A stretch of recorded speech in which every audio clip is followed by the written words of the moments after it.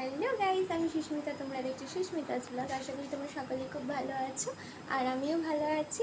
আজকে রেডি হয়ে নিয়েছি আমরা বড় কাছারি যাব বলে। তো আমি, শুভ, অভয়, বিপ্লব আমরা চারজন মিলে যাব। তো শুভর বাইকটা কেনার পর থেকে অনেক দিন ধরেই ভাবছিলাম যে পুজো দিতে যাব করেও যাওয়া হচ্ছিল না। তো আজকে আমরা ফাইনালি ঠিক করেছি যে আজকে আমরা চারজন মিলে যাব। তো বাইরের ওয়েদারটা আজকে একটু একটু বেশ ভালোই লাগছে। সকাল থেকে গরম হলেও হাওয়া দিচ্ছে, কিন্তু কদিন ভোর যে গরমটা পড়েছিল যে কি বলবো। কালকে রাত্রিরও প্রচণ্ড গরম ছিল, এখনও গরম হচ্ছে, কিন্তু তাও হাওয়াটা দিচ্ছে বলে ওয়েদারটা একটু ভালো লাগছে।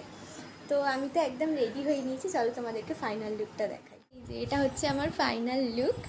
আর ভেবেছিলাম শাড়ি পরবো, কিন্তু এত গরম তার জন্য শাড়ি পরিনি, তো চুড়িদার পরে রেডি হয়ে নিয়েছি। তো ওরা তো চলে এসছে, চলো বেরোনো যাক। আমি একটা কথা সবসময় মনে করি যে ভগবান না টানলে যত বড়ই ভক্ত হও না কেন, কেউই যেতে পারে না তার কাছে। তো আমাদেরও ঠিক সেই রকমই, হুট করেও ঠিক হয় সব কিছু, আর আমরা হুট করেই বেরিয়ে পড়ি। তো আমরা রাস্তার ধারে একটু দাঁড়িয়েছিলাম, বিপ্লব আখের রস খাবে বলে। তো ওর খাওয়া হয়ে যাওয়ার পরে আমরা ডাইরেক্ট চলে আসি বাবার মন্দিরের কাছাকাছি। কিন্তু আমরা মন্দিরে না ঢুকে সোজা গেছিলাম হচ্ছে অভয়ের মামার বাড়ি। ওখানে একটা জিনিস আমাদের দেওয়ার ছিল, তো ওই জন্য আমরা ডাইরেক্ট ওখানে যাই। তো তারপর ওখান থেকে হয়ে গেলে আমরা যাব পুজো দিতে। অভয়ের মামার বাড়িটা হচ্ছে ইতালিতে। তো যত এগিয়ে যাচ্ছিলাম ওই দিকে, তত বেশি আমার ভালো লাগছিল। পুরো গ্রামের পরিবেশ, আর চারিদিকে শুধু নার্সারি আর নার্সারি। আজকে যে কত ধরনের গাছ দেখেছি তোমাদের কি বলবো। যে এত বড় বড় কিছু কিছু গাছ দেখেছি যেগুলো এরকমভাবে বিক্রি হয়, আমি তো জানতামই না এখানে না দেখলে।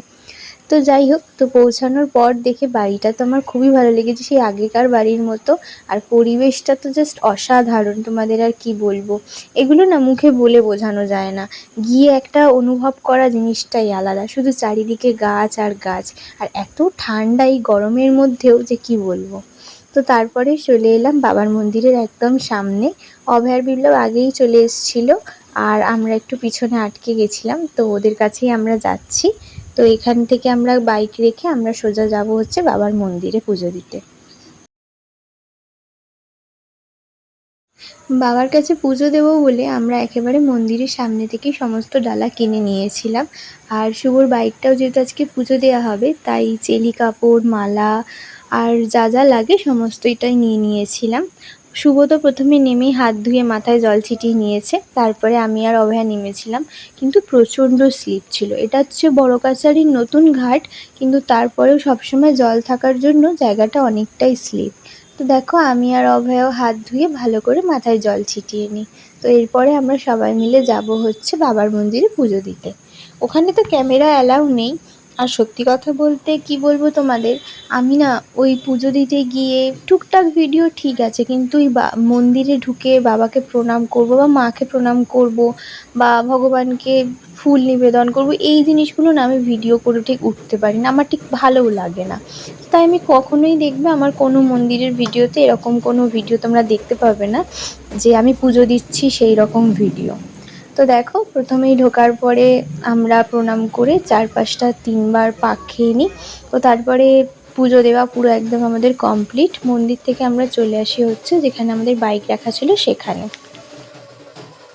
এটা কেনার পর থেকে শুভর খুব ইচ্ছে ছিল যে আমরা বড় কাছারির মন্দিরে আসবো, এসে বাবার আশীর্বাদ নিয়ে যাব বাইকটা নিয়ে এসেই। কিন্তু বাইক কেনার পর থেকে একটার পর একটা বাধা আসছিল, আমরা কখনোই আসতে পারছিলাম না। যেদিন কিনি সেদিনই তো আমরা মা তারার মন্দিরে গেছিলাম, আর সেই ভিডিও তোমাদের সাথে শেয়ার করেছি। পুজো করে নিয়েছিলাম বাইকটাকে। তো আজকে যখন আসতে পেরেছি, তো একদম ভালোভাবে বাবার কাছে আশীর্বাদ চেয়ে নিয়েছি। তো ওখান থেকে বাইক পুজো হয়ে যাওয়ার পরে আমরা চলে এসেছিলাম খেতে। দেখো, অভয়াকে তো খেতেই দেয়নি, সেই নিয়ে আমরা মজা করছিলাম। তো খাওয়া দাওয়া কমপ্লিট করে সোজা আমরা চলে যাই হচ্ছে একটু রায়পুরের দিকে। তো আমরা বেরিয়েছিলামই যখন, তো ভাবলাম কি যে একটু যাই নদীর ধার থেকে ঘুরে আসি, ভালোই লাগবে। আমাদের এত ঝোঁক আর কি বলবো। তখন বাজে প্রায় বেলা 12:30-1টা। সেই টাইমে আমরা রায়পুরের দিকে গেছিলাম। তো দেখো, চলে এসেছিলাম নদীর ধারে। আর এই যে মন্দিরটা এত সুন্দর কি বলবো, আমার তো খুবই ভালো লেগেছে। আমি প্রথমবার এলাম, কিন্তু আমার খুব ভালো লেগেছে এই মন্দিরটায়।